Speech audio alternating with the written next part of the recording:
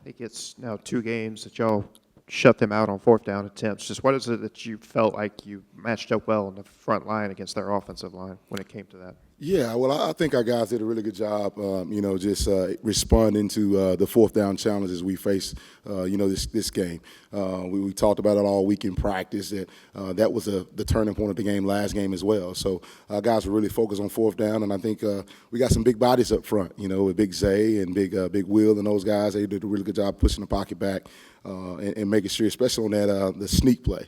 I mean, that was awesome to see those guys knock it back and TJ and all those guys top it off. But it was just a great job. I think they feel really confident, up front that they can knock some guys back and then get some pushback and we end up stopping on fourth down.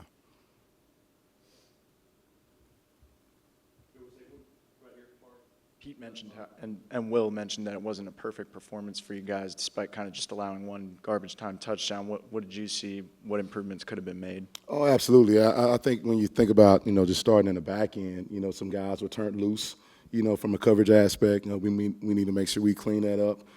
And just some eye control things, where guys are not looking at the right thing, their keys, and that should put them in good position. But we got to get that cleaned up, and we'll do that, this coming up week on Monday. Get those guys some time off for Christmas. But I think that was one of the biggest things. And I think up front, just some run mechanic things that end up creasing us a little bit in the run game. And I know Coach Jones up front, those guys get those things corrected. What's the biggest difference between Pete, the defensive coordinator, and Pete, the head coach? Nothing. It's just now he has a bigger room. I think he's done a phenomenal job being a defensive coordinator. And I've seen that, my 2 years being here with him. He just has that head coach, that swag about himself, and he controls the room. He controls the narrative and anything that he wants to control. And but the guys believe in him just like they do defensively, and you can see it, turn it over to our full team. And he's just a great human being, great coach, great motivator. Knows football inside and out, and is going to be a heck of a coach for a long time. The total yards difference in this game wasn't much, but it seemed like every time Tulane crossed the 50, their offense couldn't function. Yeah. What went into that tonight? Well, I think the guys just end up, bowing up, and sometimes you may need to be a bend but don't break defense, and we end up executing a little bit better, as we got our backs to the goal line a little bit, and that shortened the grass a little bit as well.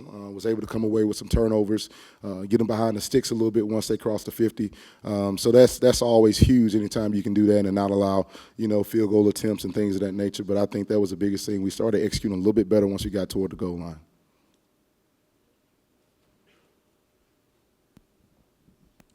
Pete talked about this earlier in the week, and I also asked you but he talked about the difference of winning the turnover margin and how important that would be winning this game. How would you kind of assess that in terms of what you guys were able to do defensively, winning that margin, and how did that kind of excel you guys to win tonight? Absolutely. I mean, anytime you can win the turnover margin, I mean, we do a study each and every week about, who's in the plus margin and the turnover margin, and a lot of those teams are the ones that are winning.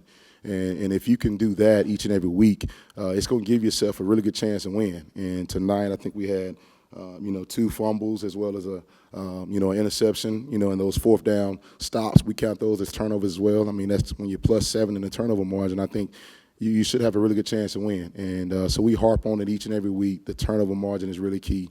And if we can keep doing that, that'll allow us to continue to play in these playoffs. Will Eccles was just in here, and he was saying, I was talking with TJ 30 minutes ago already about the Georgia game and them not punting the first time. Has that matchup crept into your mind at all, and what's your first impression? Well, it will now. Our whole focus, has been on Tulane, because if you don't win this one, the next one don't matter, right? So I think, as we move forward, we'll celebrate this one tonight. Probably tonight when I go to sleep, I may be thinking about it a little bit. But tomorrow we'll turn our attention to cleaning up the mistakes and then turning over to Georgia. But yes, those guys not punting, it does drive you a little bit more. So hopefully we can get that corrected and make them punt it a little bit more. Jalen Braxton had a pair of pass breakups tonight and an interception. What have you seen from him so far this season in his improvement and tonight in his week of preparation and everything? Well, JB, had a horrific injury last year at Arkansas, and for him to be able to come back, off the surgery that he had this spring, it took some time. It took some time for him to come back and get that knee stronger. so he could come back and perform the way he's performing now. And I think anytime you've been out of the game of football, if you're not practicing every day and you don't have that strength in your leg that he needed, especially playing defensive back coming in and out of his breaks, it's going to take some time. And so he's continuing to develop, but he's a smart, high-Q football guy. And so he don't need a lot of reps, but he does need that cognitive motor, skills and things for him coming in and out of his breaks that he needs. But he's gotten so much better, and I'm so proud of him, and he'll continue to get better as the season progresses.